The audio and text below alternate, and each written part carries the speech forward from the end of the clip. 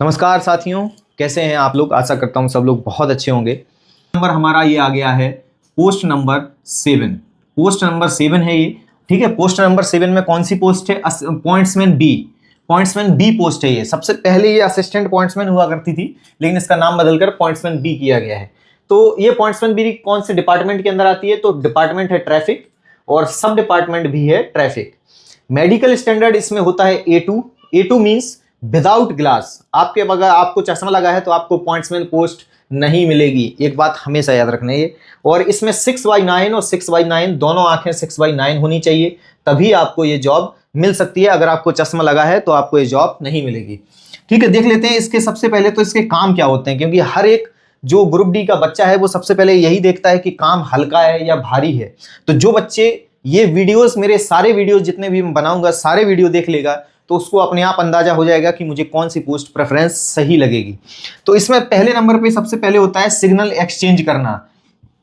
आपने देखा होगा कि जब आप ट्रेन के डिब्बे में बैठ के जाते हैं और जब ट्रेन किसी स्टेशन से गुजर रही होती है तो उसके एक तरफ या दूसरी तरफ, एक तरफ स्टेशन मास्टर और प्लेटफॉर्म की दूसरी तरफ पॉइंट्समैन जाके उसको जो है सिग्नल दिखाते हैं। देखिए, ट्रेन आने और जाने पर लोको पायलट गार्ड को झंडी और लाइट से सिग्नल देना। अब आप लोग बोलेंगे ये झंडी लाइट दोनों से, तो देखिए अगर दिन में अगर वो लाइट दिखाएगा तो ग्रीन लाइट दिखेगी नहीं, इसलिए दिन में दिखाता है झंडी और रात को दिखाता है लाइट, ग्रीन लाइट, कि जाइए आगे, आपका रास्ता साफ है। ठीक है, तो ये सिग्नल एक्सचेंज करता है कौन? पॉइंट्समैन। एक तरफ पॉइंट्समैन करता है और दूसरी तरफ स्टेशन मास्टर करते हैं।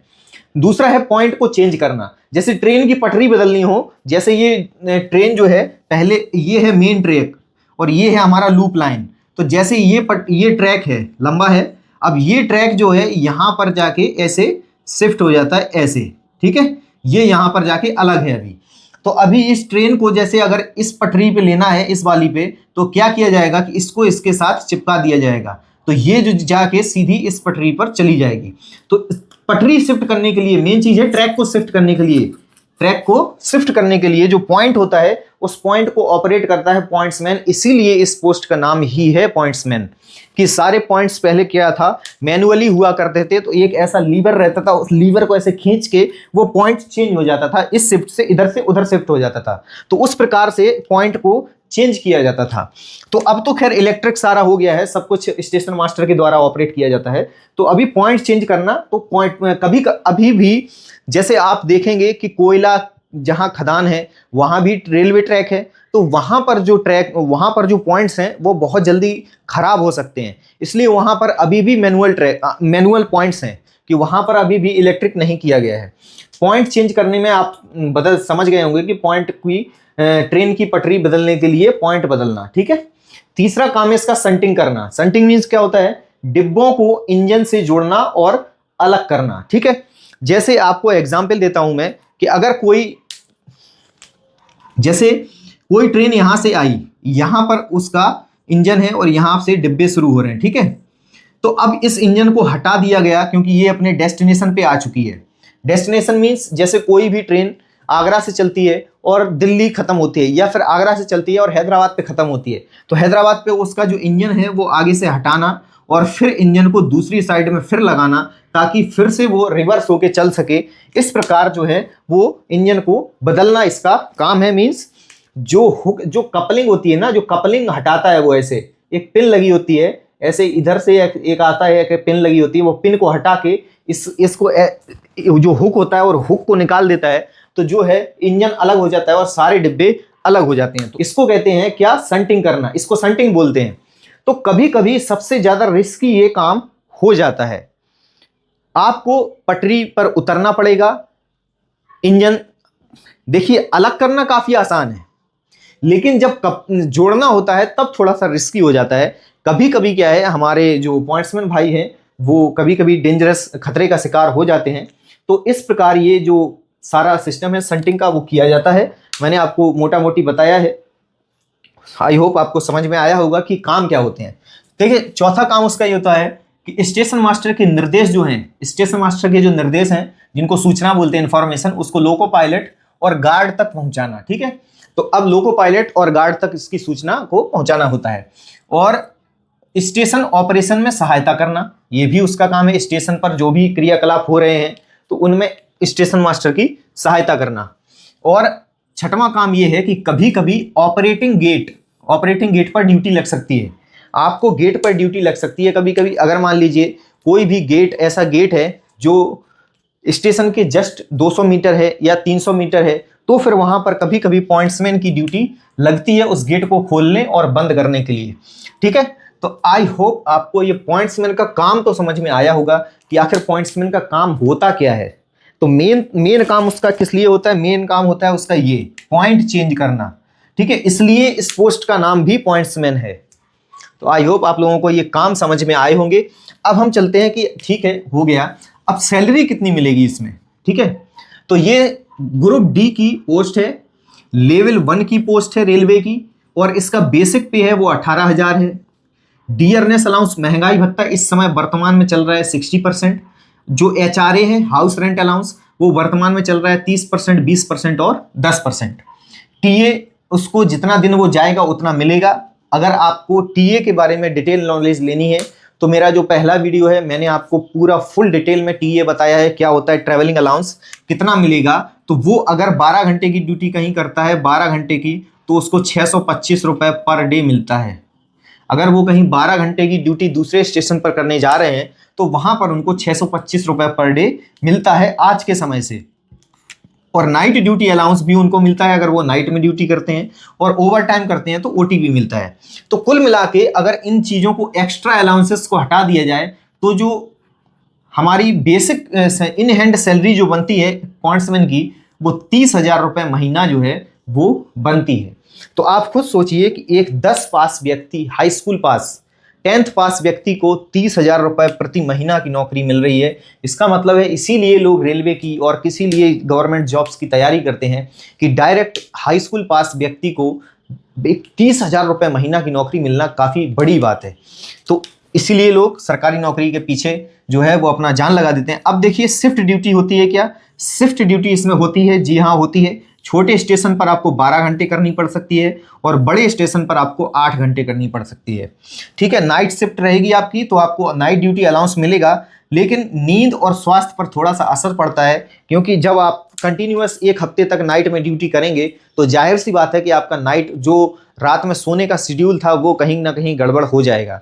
तो अब चलते हैं, और बड़ी जिम्मेदारी है एक, क्योंकि पॉइंट चेंज करना भी और ये सब चीज़ें जो ट्रैफिक डिपार्टमेंट है, ट्रेन के बारे में आप हमेशा जो है अलर्ट रहना चाहिए। आपके अंदर आलसपन नहीं रहना चाहिए। अगर आलसपन आ रहा है तो आप ये ड्यूटी नहीं कर पाएंगे, आप इसके लिए फिट नहीं हैं। इसलिए जो भी हमारे साथी थोड़ा सा रिलैक्स रहना चाहते हैं, वो एक्स्ट्रा वर्डन या एक्स्ट्रा अलर्टनेस नहीं लेना चाहते, तो वो इस पोस्ट को ना भरें तो ज़्यादा अच्छा है। मतलब इसको प्रेफरेंस में सबसे नीचे रखें। ठीक है, और गर्मी, सर्दी और बारिश में भी काम करना पड़ सकता है, वो जाहिर सी बात है, वो सब करते हैं, यहाँ नहीं, वो हर एक जगह होता है। आप, और इसमें फील्ड जॉब होती है, बिल्कुल होती है इसमें फील्ड जॉब। आपको किसी दूसरे स्टेशन पर जाना पड़ सकता है ड्यूटी करने, हो सकता है आपको अपने ही स्टेशन पर नाइट ड्यूटी करना पड़े, या फिर हो सकता है आपके आसपास कहीं गेट हो तो वहाँ पर भी आपको ड्यूटी करनी पड़े। तो ऐसा नहीं है कि आपको ऑफिस में ही ड्यूटी मिलेगी, तो ये फील्ड जॉब होती है। त्योहारों पर आपको छुट्टी मिलने में थोड़ी दिक्कत होती है। क्यों साथियों, अब हम देख लेते हैं कि पॉइंट्समैन बी जो पोस्ट है उसमें रिस्क क्या है, क्योंकि हमें अगर काम भी देख लिया तो उसमें कुछ ना कुछ रिस्क जरूर रहेगा। तो देख लेते हैं, शंटिंग के दौरान खतरा बना रहता है। कैसा खतरा? कि जब भी इंजन जो है धीरे धीरे डिब्बे के पास आता है, जब वो गाड़ी में लगता है तो उसके बीच में पॉइंट्समैन खड़ा रहता है, तो वो इंजन के हुक को ट्रेन के साथ कनेक्ट करना है उसको।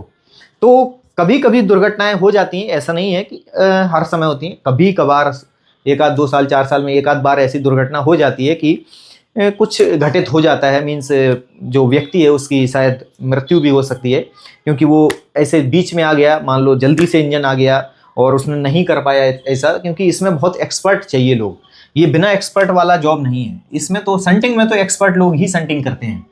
ठीक है, दूसरा है चलती रैक के आसपास काम करना। जैसे अगर आप कहीं भी इंडस्ट्री एरिया में फंस गए हैं, वहाँ पर आपकी पोस्टिंग हो गई है, जैसे कोयला खदान के आसपास, और भी बहुत सारे पेट्रोल के उधर, और बहुत सारी जगह ऐसी हैं जहाँ पर आपको बहुत चलती हुई ट्रेन के रैक के बीच में भी आपको काम करना पड़ सकता है, और भारी मशीनरी और चलती ट्रेनों के बीच काम करना, ये भी हो गया। सुरक्षा नियमों का सख्ती से पालन करना पड़ सकता है, जैसे आपको अगर जैसे आपकी 8 घंटे की ड्यूटी है और आपकी फील्ड जॉब है, जैसे मान लो कि पॉइंट्समैन है, उसने मालगाड़ी लोड हो चुकी है, तो उसका काम ये होता है कि सारे बैगन, सारे जो रैक हैं उनके गेट को चेक करना, तो जहां वो ड्यूटी उनकी होती है। तो सुरक्षा नियमों की वजह से सुरक्षा नियमों की वजह से उनको जो है पूरा दिन हेलमेट भी पहन के रखना पड़ सकता है और जैकेट पहन के रखना पड़ सकता है। तो बहुत सारे ऐसे सुरक्षा नियम हैं जो उनको अपनाने पड़ते हैं। अब देख लेते हैं कि महिलाओं के लिए ये कैसी नौकरी है। तो महिलाओं के लिए एक अच्छी नौकरी है अगर ड्यूटी जो है महिलाओं की वो छोटे स्टेशनों पर है। जैसे छोटे स्टेशन कौन से होते हैं, जहां पर जो है सुपरफास्ट गाड़ियां नहीं रुकती हैं, केवल वो गाड़ियां रुकती हैं जो पैसेंजर टाइप गाड़ियां हर एक स्टेशन पे जो रुकती हैं, उनके लिए वो छोटे स्टेशन माने जाते हैं। तो छोटे स्टेशनों पर जो है महिलाओं की कोई खास दिक्कत का काम नहीं है उनका, खाली उनको झंडी दिखाना है बस, और अपना 8 घंटे का ड्यूटी जो भी होता है उनका, वहाँ 12 घंटे या 8 घंटे जो भी हो वो करके फ्री हो सकती हैं। लेकिन एक दिक्कत ये भी है कि इसमें कि महिलाओं के लिए शिफ्ट ड्यूटी लगेगी ही लगेगी। आप शिफ्ट ड्यूटी के लिए मना नहीं कर सकते, नाइट ड्यूटी के लिए आप मना नहीं कर सकते। बिना नाइट ड्यूटी के आप नहीं, इसमें पॉसिबल ही नहीं है कि आप नाइट ड्यूटी ना लगे आपकी, बिल्कुल नाइट लगेगी इसमें। तो जो भी महिलाएं नाइट में नहीं जागना चाहती हैं या नाइट में उनको कुछ दिक्कत होती है तो वो इस पोस्ट को ना चुने, मेरे हिसाब से, मेरी तो उनको सलाह यही है। अब देख लीजिए किसके लिए अच्छी जॉब है, अच्छी किस किस के लिए है। तो जिसको फील्ड वर्क में इंटरेस्ट है उसके लिए अच्छी जॉब है। नाइट ड्यूटी से कोई परेशानी नहीं होती है जिनको, उनके लिए बहुत अच्छी जॉब है। शिफ्ट ड्यूटी जिनसे कोई दिक्कत नहीं होती उनके लिए भी बहुत अच्छी जॉब है। और फ्यूचर में स्टेशन मास्टर या गार्ड जिनको बनना है उनके लिए बहुत अच्छी नौकरी है ये। अगर ये उनको मिल जाती है तो अगर वो अच्छा है पढ़ने में तो डिपार्टमेंटल एग्जाम देके वो 4 या 5 साल में ही स्टेशन मास्टर या गार्ड बन सकता है। तो आइए देखते हैं कैरियर ग्रोथ क्या है। सबसे पहले तो जब लेवल 1 में ग्रुप डी में सिलेक्शन होता है रेलवे में, तो लेवल 1 में होता है पॉइंट्समैन बी होता है वो, ठीक है। अब फिर वो प्रमोशन होके 3 या 4 साल में पॉइंट्समैन ए बनते हैं, लेवल 2 में जाते हैं। फिर सीनियर पॉइंट्समैन बनते हैं, लेवल 4 में आते हैं। ये है 2400 ग्रेड पे, ये है 1900 ग्रेड पे, और ये है 1800 ग्रेड पे, ठीक है। और इसके बाद वो जाते हैं सीधा 2800 ग्रेड पे में, वो होते हैं shunting master, okay, shunting master. और यहां पर जो है वो रिटायर हो जाते हैं, ठीक है। लेकिन अगर आप जो है, आजकल के बच्चे बहुत अच्छे से पढ़ रहे हैं क्योंकि वो एक बैकअप के रूप में रेलवे ग्रुप डी को रखते हैं और उसके बाद पढ़ाई करते रहते हैं, और फिर जब उनको जो है वो सेटल हो जाते हैं अच्छे से पढ़ के, और तो फिर वो डिपार्टमेंटल एग्जाम्स के थ्रू, जैसे जीडीसी है और एलडीसी है। जीडीसी है जनरल डिपार्टमेंटल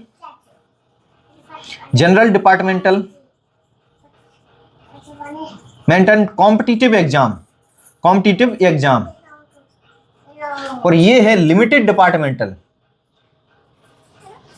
ये लिमिटेड का मतलब क्या है और ये जनरल में क्या है, जीडीसी को रेलवे का सारे विभाग कोई भी भर सकता है, चाहे वो ट्रैकमैन हो, चाहे वो पॉइंट्समैन हो, चाहे कोई भी हो। जीडीसी में अगर वैकेंसी निकली है तो जीडीसी में कोई भी डिपार्टमेंट, मतलब रेलवे के अंदर जितने डिपार्टमेंट हैं, जैसे इलेक्ट्रिकल है, मैकेनिकल है, इंजीनियरिंग है, पॉइंट्समैन है, ट्रैकमैन है, और असिस्टेंट पीबे है, बहुत सारे हैं, 14 प्रकार की ग्रुप डी पोस्टें हैं। तो सारी ग्रुप डी पोस्टों के बच्चे जो है जीडीसी तो भर सकते हैं, लेकिन एलडीसी नहीं भर सकते सारे बच्चे को एलडीसी, अगर लिमिटेड है, ये लिमिटेड डिपार्टमेंटल, मतलब कुछ ही डिपार्टमेंट ऐसे हैं रेलवे के जो इसमें जब वैकेंसी निकलती है तो उनको भर सकते हैं।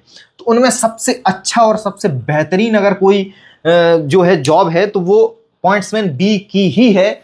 अगर जैसे आपको लगता है कि आप जो है ओपन वैकेंसी में गार्ड या स्टेशन मास्टर नहीं बन सकते, तो पहले आप रेलवे ग्रुप डी की नौकरी पकड़िए, उसके बाद आप तैयारी करते रहिए। जैसे ही आपको 3 साल हो जाएंगे, 3 साल होने के बाद आप एलडीसी के लिए एलिजिबल हो जाएंगे, और जब एलिजिबल होंगे तो आप ये फॉर्म भरिए, और इसमें सीटें ज़्यादा होती हैं और कैंडिडेट कम मिलते हैं, तो वो जो है डायरेक्ट उनको बन जाते हैं, बहुत ज़्यादा कंपटीशन नहीं होता है। तो आशा करता हूँ ये जो मैंने बताया ग्रुप डी के बारे में, ये सब आपको अच्छे से समझ में आया होगा।